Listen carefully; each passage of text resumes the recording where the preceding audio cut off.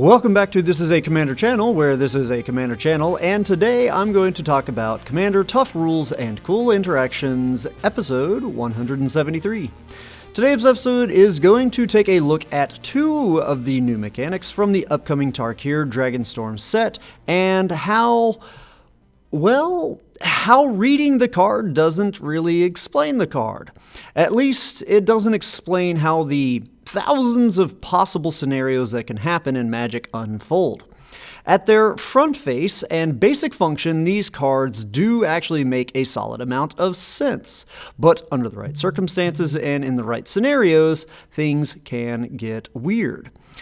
Even within my personal play group, folks were asking some interesting things about these cards, and fans of bonus questions, stay till the very end of this video as I do include one of those bonus questions in this episode. So let's jump into these two new mechanics. Starting with what I'm sure will be a very popular card, Nature's Rhythm, as it sports the new Harmonize mechanic, which is sort of like what would happen if Flashback and Convoke had a baby. The card's effect isn't all that important to this episode, to this video, but let's take a look at the reminder text for Harmonize. It says, you may cast this card from your graveyard for its Harmonize cost. You may tap a creature you control to reduce that cost by an amount of generic mana equal to its power, then exile this spell. And now, let's take a look at the next card with the next mechanic, and it is Scavenger Regent, and we will see that it has a very similar look to Adventures that we've seen in the past, although it doesn't contain an adventure on it, it has something called an Omen. Whereas Adventures exile themselves on an adventure to be cast from their main part later, we can see the reminder text here on Exude Toxin that once you cast the Omen part of the card, it doesn't exile, but it has the player then shuffle the card into its owner's library. So, like I said, pretty straightforward, but now let's complicate things, as is tradition on this channel. Okay, let's say you cast your Exude Toxin, and I want to actually keep my board of non-dragons around, so I cast a counterspell to counter your Toxin from resolving. Because I countered your Toxin, it will just go to your graveyard rather than being shuffled into your library. Now you cast your Nature's Rhythm from your graveyard via the Harmonize to try and search up a big creature, and I again want to stop you, and so I cast another counterspell. Because I countered your Rhythm, it will go to your graveyard rather than being exiled. Now, one of these scenarios is correct, and the other is not what should have happened. It was incorrect. Feel free to pause it here and reread the reminder texts on these cards and see if you can tell before I provide the answer. Does reading the card actually explain the card in this case? Now, earlier in the video, I compared Harmonize to a combination of Flashback and Convoke, and that was a little bit of a subtle hint, kinda, with its ties to Flashback. So, between those two scenarios, those two cases, the Omen one was handled correctly. If countered, it would indeed go to the graveyard instead of being shuffled into the library. However, the Harmonize one was wrong, and if a spell cast via Harmonize is countered, then it would not go to the graveyard, and instead it would still be exiled. So why is this? Why the difference?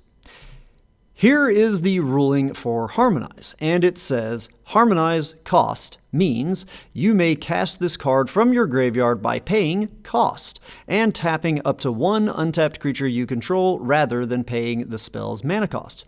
If you cast this spell using its Harmonize ability, its total cost is reduced by the amount of generic mana equal to the tapped creature's power, and if the Harmonize cost was paid, exile this card instead of putting it anywhere else anytime it would leave the stack. Now that final part there is what makes these play out differently. The shuffle stipulation on Omens is only something that applies for when the spell resolves. It is shuffled in, but only through when it has a resolution.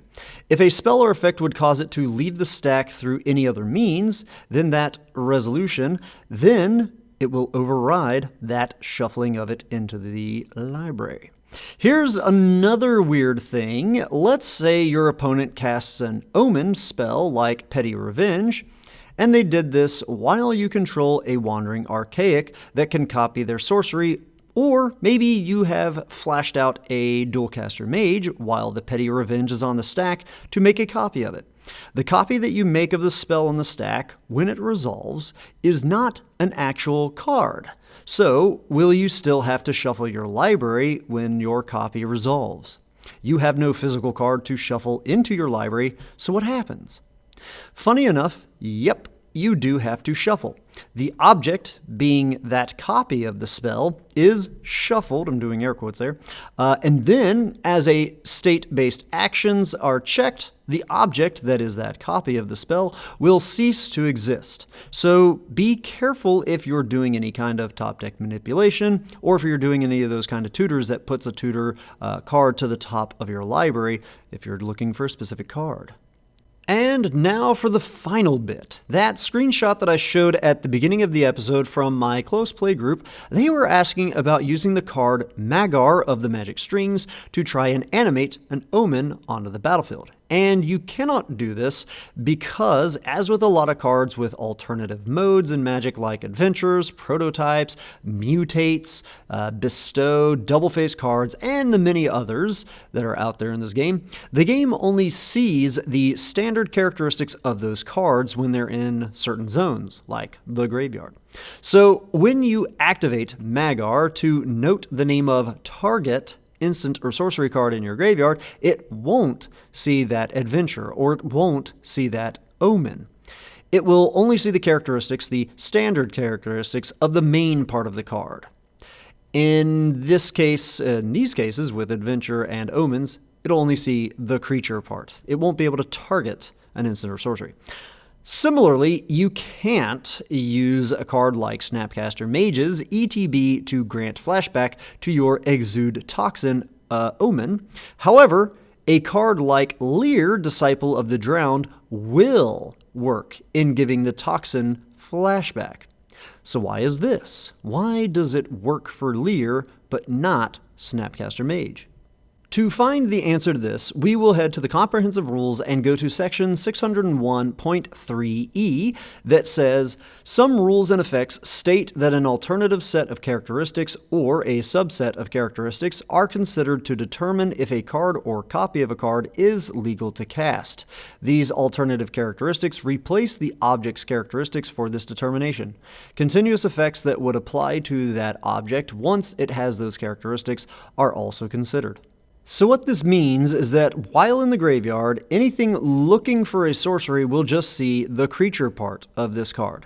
Snappy and Magar target the object in the graveyard, so they're looking for a card with those qualities. But Lier is just giving flashback, and flashback is an alternative cost that essentially gives something permission to be cast from a different zone than we're normally granted the permission to cast from, that being our hand.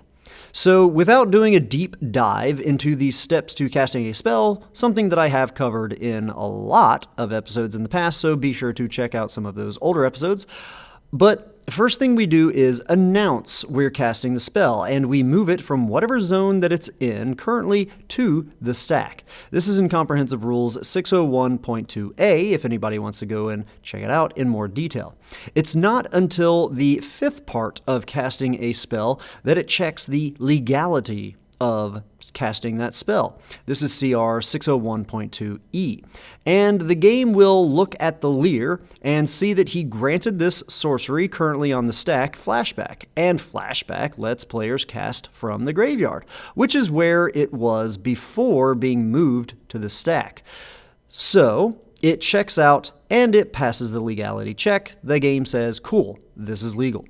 This is pretty weird interaction for sure. One of the many times in Magic that it is a strange thing at first glance as to why Snapcaster doesn't work, yet the Lier does work. So this little trick that we've done in the past with adventures will continue to work if you want to do that on these Omens. And now for your bonus question. For those new to the channel and unfamiliar with my bonus questions that I like to put in these videos, post your answers down in the comments below, and I'll respond to them and let you know what you got right or what you missed. It can help us as players to see the different ways that other players think, even when we're seeing the wrong thing. That can help us to anticipate the mindsets that we encounter in games. When someone misses a question and they provide their logic for why they said that wrong answer here in these comments, I and other players can be better prepared to provide and answer when a encounter like that happens live in an actual game. And I hope that others here will see these responses and be able to use that to help themselves answer their friends or pod mates, the people that they're in a pod with. It can help them to answer these questions. So on to the bonus question. You control Lier, Disciple of the Drowned, and you have Scavenger, Regent in your graveyard. You use the Lier's flashback granted to the Exude Toxin to flash it back from the graveyard. What happens when it resolves? You have the Omen part of the card wanting you to shuffle it into your library, and then you have the flashback part of it wanting it to be exiled. If you want, go ahead and take a look at the CR for flashback. It's in section 702.34. Does it shuffle into the library? Does it get exiled? Or does the controller of the spell get to decide which of these two happens? Which is, if you guys are familiar with replacement effects, usually how replacement effects interact. The player, the affected player, gets to decide the order of replacement effects. So which of those three? Or is there a fourth one that I haven't mentioned? Is there a fourth way that it might resolve? I do look forward to seeing your answers and helping you guys out down in the comments below. Anyhow, that's all I've got for today's episode. As always, I hope that all of you have found this video to be entertaining at least, and I hope that a few of you have even learned something about the crazy rules in this great game of Magic. Have a good one. Ta-ta.